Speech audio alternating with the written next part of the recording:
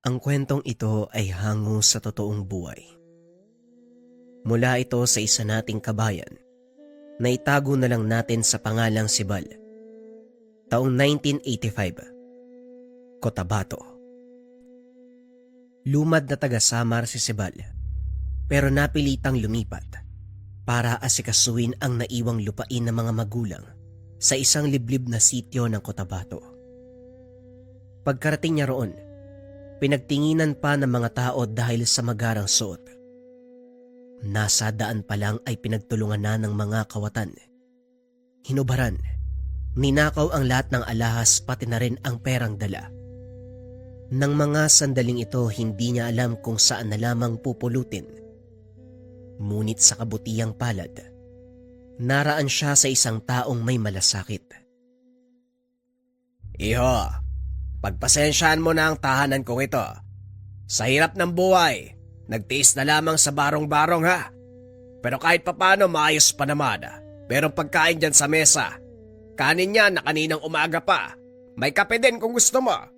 Huwag ka na magtanong kung anong ulam dahil matagal na akong hindi nakakakain ng ganyan. Ako nga pala si Mang Amid.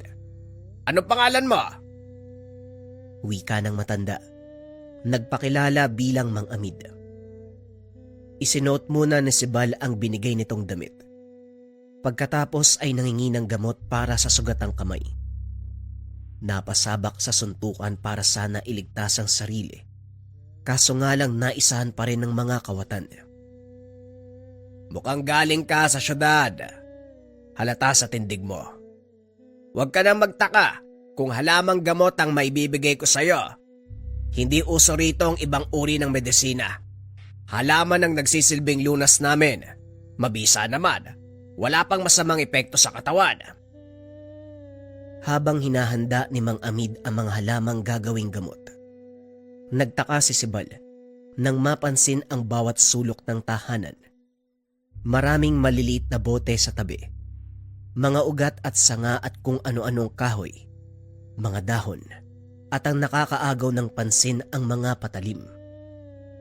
Manong, nangangaso po ba kayo mga ngatay? Ang dami niyong patalim. Tanong ni Bal.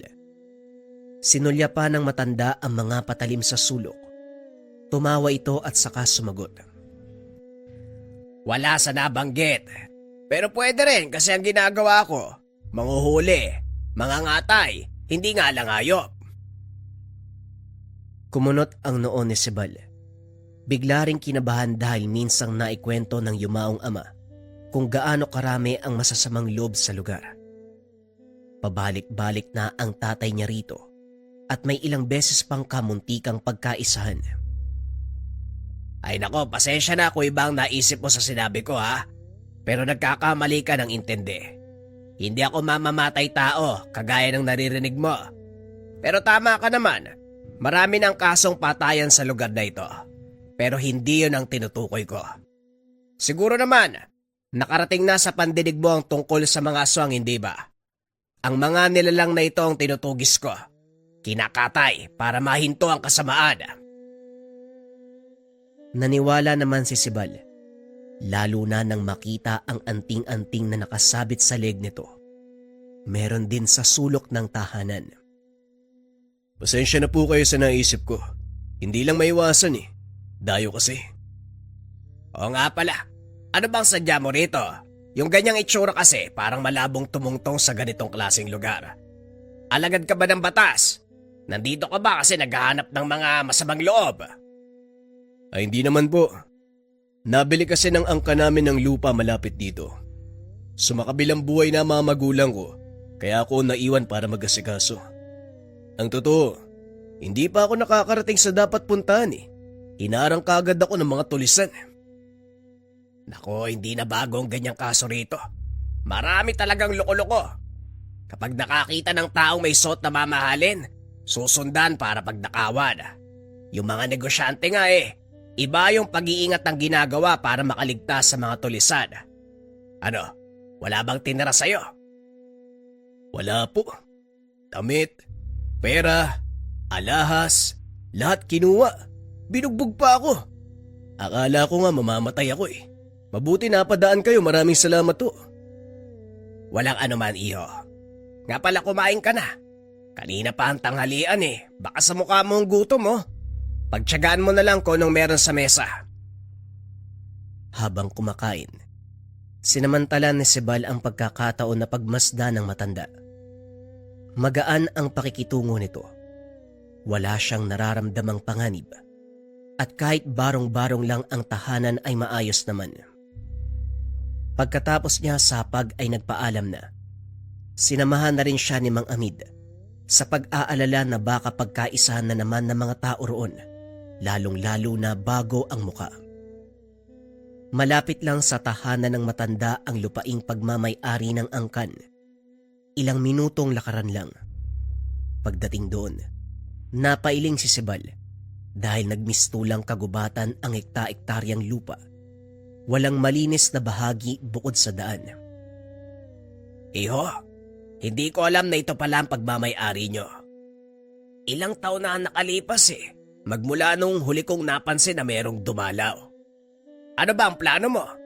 Sa laki ng lupa, pwede ka magpatayo ng kung ano-ano. Kaso nga lang, mahirap ang estado ng pamumuhay dito sa lugar Anong balak mo? Ay, pasensya na marami akong tanong. Natahimik si Sibal. Napaisip sa tanong ng matanda. Pumarito siya na walang ideya kung ano ba ang gagawin sa lupa. Ang sinabi lang ng yumaong ama, asikasuhin ito. Walang malinaw na utos. Wala ring kapatid na mapagtatanungan. Siguro ibebenta ko na lang ho. Hindi ko naman gusto magnegosyo O kahit manatili sa lugar na to. May buhay kasi ko sa amin Kung sa bagay, kahit ako nga na taga rito minsan naiisip na mag-ibang lugar. Kaso wala namang mapupuntahan. Sinuri nila ang buong lupain. Makalipas ang ilang sandaling paglilibot, bumalik sila sa tahanan ni Mang Amid. Bilang bisita, naupo lamang sa bakuran si Sibal. Nagkakape habang tinatanaw ang kapatagan sa harapan. Aligaga naman si Mang Amid sa mga gawain. Paglipas ng mga minuto, napansin ni Sibal ang isang lalaki na mabilis ang paglalakad pero sa sandaling napatingin sa kanya ay biglang huminto. Akala niya nagkataon lang, ngunit nakakailang ang pagtitig kahit nasa malayo. Akmang lalapit na sana, nagmamadali siyang tumayo at pumasok ng tahanan. Tumigil ang lalaki at nagpatuloy sa paglakad. Hindi niya alam kung anong meron, pero dama ang pagiging kabado. Iho, may nakita ka bang tao sa paligid? Parang may napansin kasi ko Wika ni Mang Amid. Kakagaling lang nito sa likod ng bahay. Meron po. Pero umalis din kaagad Dumaan po siya dun Tumingin pa nga dito Ganun ba? Iyo, mas mabuti siguro. Huwag ka munang lumabas o maglakad-lakad kahit sabihin pang malapit lang. May mga bagay na mahirap paniwalaan. Alam mo naman ang tungkol sa aswang, hindi ba? Sa lugar na ito maraming ganyan. Kung saan-saan sumusulpot. Wala ka namang ibang kakilala rito, ano? Mas mainam na dumito ka na lang sa bahay. Ako nang bahala sa'yo. Kinakabahan si Sibal habang pinapakinggan ang sinasabi ni Mang Amid. Gaano po ba kalala yung sitwasyon dito kung aswang ang pag-uusapan? Nako, hindi na mabilang ang kaso ng pambibiktima. Iba't ibang lahi ang naglipana. Iba't iba ang tawag ng sikmura. Merong kumakain ng lamang loob ng tao. Meron namang sayop. Minsan pa nga, nagkakasabay ng pagsalakay Nako, iilan lamang ito sa nangyayari. Kung alam mo lang. Napabuntong hininga si Sibal. Palihim na nagdasal na sana'y walang masamang mangyari habang nasa lugar. Lalo na ang kaligtasan laban sa aswang. Pagsapit ng gabi na iwan si Sibal. Sumaglit sa tindahan si Mang Amid dahil nagkulang sa pangangailangan. Habang inaantay ang pagbalik ng matanda, napansin niya ang anino ng tao sa hindi kalayuan. Kahit madilim sa bahaging iyon, malinaw na merong nagtatago sa mayayabong na damo. Una niyang naisip, Marahil aso o anumang hayop dahil gumagapang. Pero nang tumagal, meron ng kasamang matinding pag-alingasaw. Tumaas ang balahibo. Nagsara na lamang ng mga bintana at pintuan. Hindi rin maiwasang bumitbit ng patalim.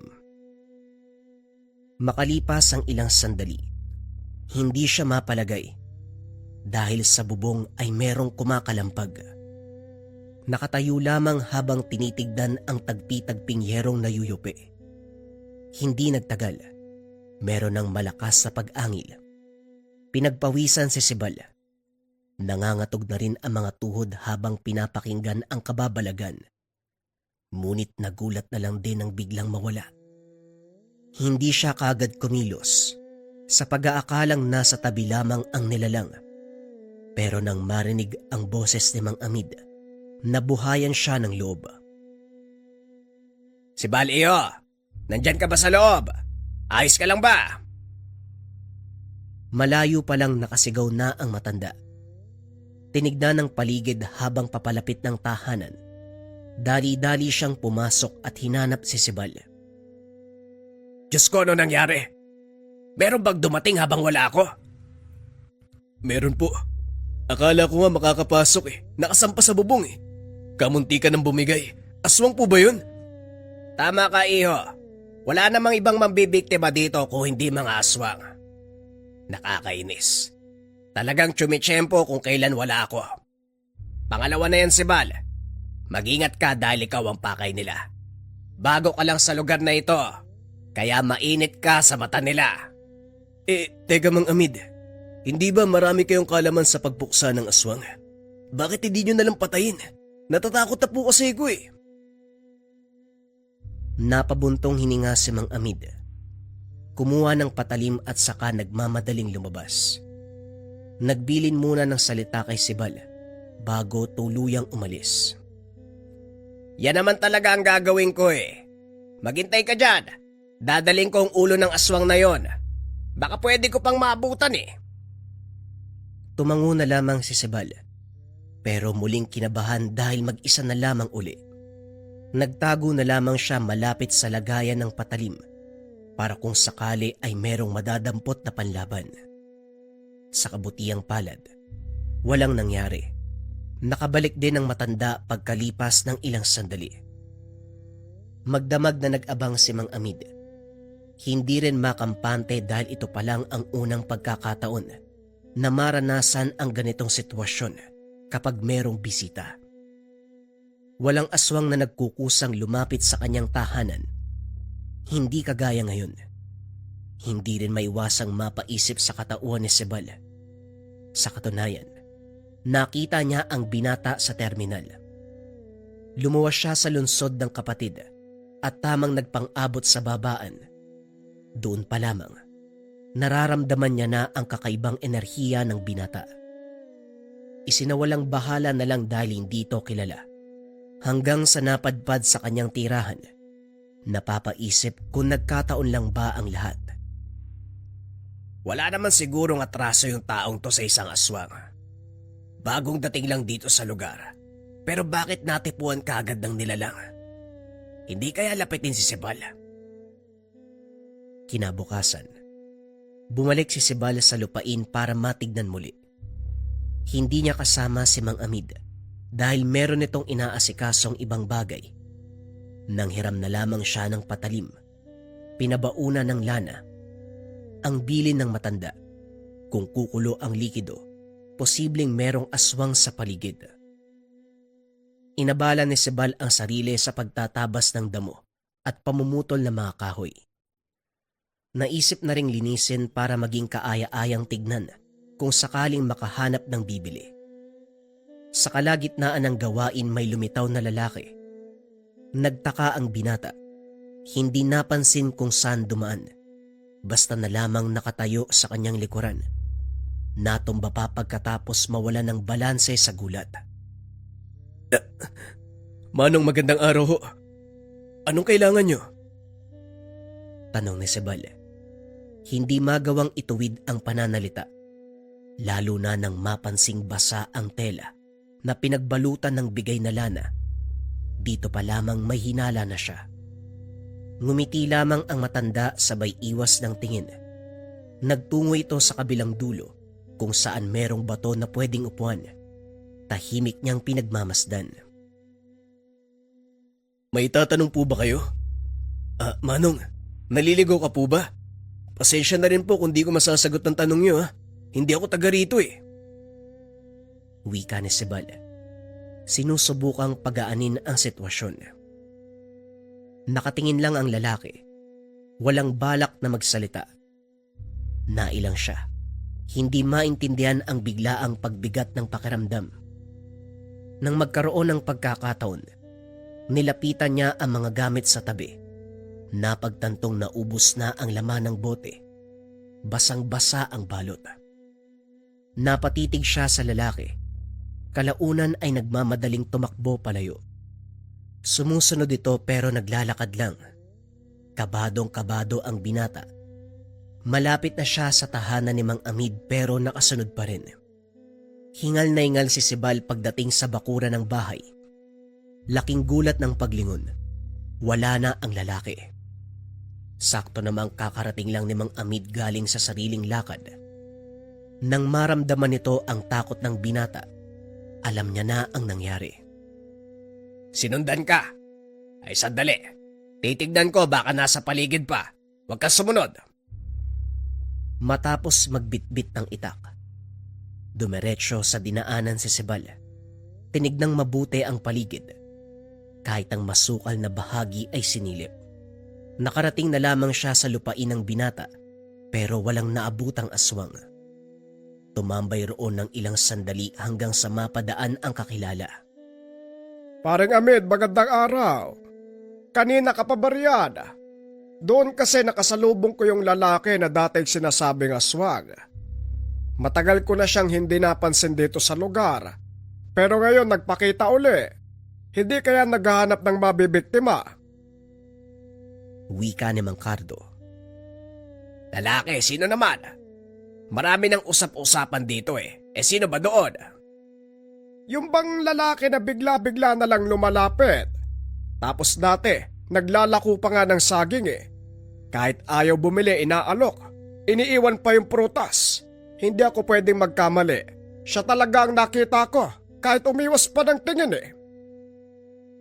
Sa paglalarawan ni Mang Cardo, may ideya na si Mang Amid kung sino ang lalaking tinutukoy.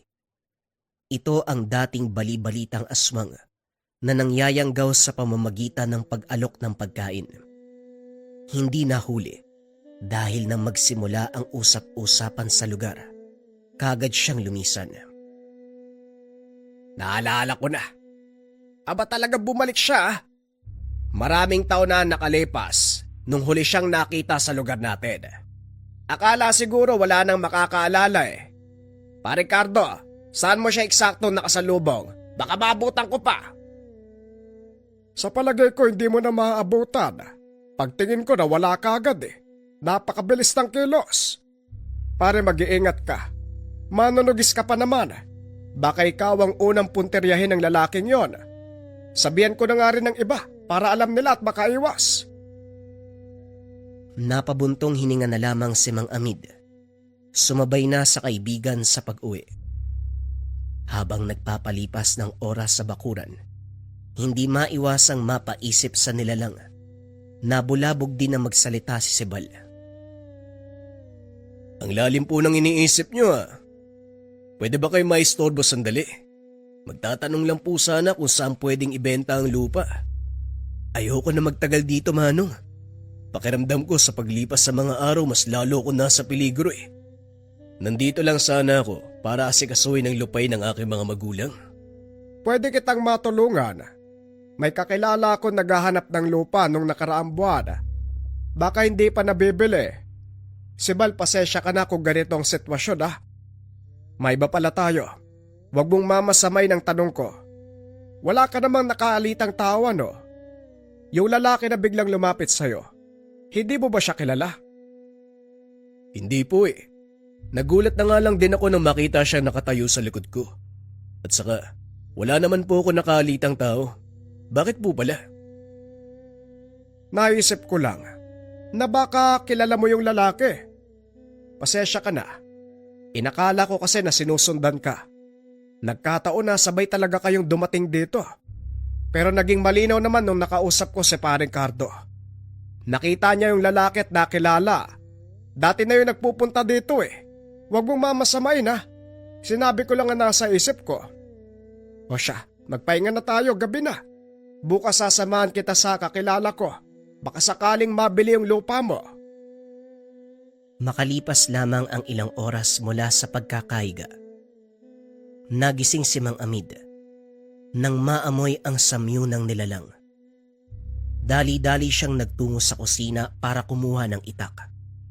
Binitbit ang bote ng lana at saka dahan-dahang lumabas. Nakita kagad ni Mang Amid ang aswang. Nakatingin sa bintana kung saan malapit na natutulog si Sibal. Nagkarga ng orasyon para malingat ang paningin ng nilalang. Pagkatapos ay dahan-dahang nilapitan. Walang pagdadalawang isip na tinaga. Umangil. Nagwala ang nilalang. Tumilapon din siya nang matamaan ng atake. Pagbangon ay muling sumalakay, ngunit mabilis na nakabawi ang halimaw. Naging mano-mano ang laban nang hindi mahagilap ni Mang Amid kung saan nahulog ang dalang itak. Nahirapan ng matanda sa pakikipaglaban. Malaki ang pangangatawan ng nilalang. Maliksi ang kilos. Kung saan siya iilag, palaging nasusundan ng kalmot. Ang ingay ng sagupaan ay gumising kay Sibal. Pagsilip sa bintana, kagad napasigaw ng makita ang nilalang. Naagaw ang atensyon ng nilalang. Siya naman ang pinagbalingan. Mabuti na lang madaling nakabangon si Mang Amid. Napigilan ang tangkang paglapit. Iho, iabot mo yung itak. Bilisan mo, kunin mo. Muling tumilapon si Mang Amid. Dali-dali ding bumangon para mapigilan ang atake ng nilalang. Buong lakas niyang inambahan at hindi pinakawalan kahit nahihirapan sa pangangalmot nito. Sibal, bilisan mo. Nandyan lang sa tabi ng lutuan na mga patalim. Bilisan mo, nasan ba itong batang to? Sa kabilang banda na blanko ang isipan ni Sibal. Hindi alam kung ano ang pinunta sa kusina. Tumitingin sa mga patalim pero hindi magawang dumampot. Ilang ulit nang tumawag si Mang Amid, ngunit nawawala siya sa sarili. Lumabas ang binata na walang bitbit. Akin na, bilit. Iho, nasa ng itak? Ang sabi ko, kumuha ka. Bakit wala kang dala? Dito na tuluyang nakawala ang nilalang. Tatakbo na sana ito papalayo sa lugar, ngunit nahawakan ni Mang Amid ang paa. Dito na bumalik sa ulirat ang binata. Kumuha ng bote ng lana at saka isinaboy sa nilalang. Nagwala ito. Umangil lang napakalakas. Ayun, nandun yung itak. Bilisan mo, Sibal. Ihagis mo sa akin. Wika ni Mang Amid. Tinaga niya ang aswang. Paulit-ulit upang masiguradong malagutan ng hininga. Hindi nagtagal, wala na itong buhay. Nakahandusay na lamang sa lupa. Wakwak ang tiyan. Si Sibal sa kabilang banda, hindi makatingin. Nasusuka sa nakabalandrang katawan. Kagad namang inasikaso ni Mang Amid ang pagliligpit nito. Dinala sa kalagitnaan ng mismong lupain ng binata. Naghukay at doon sinunog. Pagkatapos ng ilang oras, nang maging abo ang katawan ay tinabunan ng lupa. Tinambakan ng mga dahon at sanga ng kahoy. Samantala, tahimik lang si Sibal habang pinapanood ang ginagawa ng matanda. Sa isip nito, hindi siya makapaniwala na ang pagsadya sa lugar makakasaksi ng pangyayaring halos ikapahamak. Hanggang sa mga sandaling ito, sariwang nakikita sa isipan ang buong kaganapan, lalong-lalo na ang muka at pag-angil ng aswang. Iho, mas malalim pa sa inukay ko yung nasa isip mo ah. Alam kong nabigla ka sa mga nangyayari. Pasensya ka na kung magtatagal ka pa sa lugar na ito posibleng maranasan at masaksiyan muli ang ganito. Pero ipapayo ko, umuwi ka na sa lalong madaling panahon. Malapit na rin ako umalis dito eh. Bukas na bukas sasamahan kita sa mga lakad mo para maasikaso kagad ang lupang ibebenta. Oo, ganun nga po talaga, Manong. Hindi na talaga ako magtatagal sa lugar na to. Kapag nabenta ko ang lupa, aalis na ako, Manong. Mamamatay ako dito eh. Yan ang pinakatama mong gagawin. Hindi natin alam ang takbo ng panahon. Mas mabuti nang umiwas para makasigurado tayo. Kinabukasan, inasikaso nila ang paghahanap ng bibili ng lupa. Kaso nga lang walang may gusto ng lugar. Matapos ng lahat ng kaganapan ay bumalik sila sa tahanan.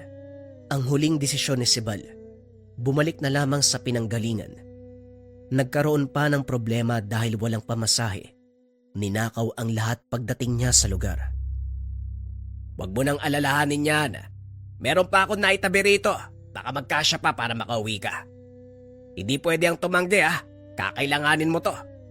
Bayaran mo ako kapag nakabenta ka na. Sa kabilang sityo lang naman din ako lilipat. Madaling hanapin dahil maraming nakakakilala sa akin. Mag-iingat ka sa biyahe, iho. Kung maaari, kalimutan na rin ang nasaksiyang kaganapan para mawala ang takot mo. Pasensya ka na talaga kung itong naabutan mo sa lugar At sigurado ako, mabebenta mo rin yung lupa mo pagdating ng panahon. Taon ang lumipas. Naibenta ni Amid ang lupa. Pero hindi na siya muling bumalik sa lugar. Pinaasikaso na lamang sa ibang tao ang lahat ng kailangan. Hinanap niya si Mang Amid sa sinabing sityo. Maswerte ang binata. Mabilis niyang nakita kung nasaan ang matanda. Tinulungan niya ito sa panibagong buhay. Binigyan ng lupang matitirhan at maliit na negosyo. Malaki ang pagpapasalamat niya kay Mang Amid. Kung hindi dahil sa matandang ito, malamang patay na siya at nabiktima ng aswang.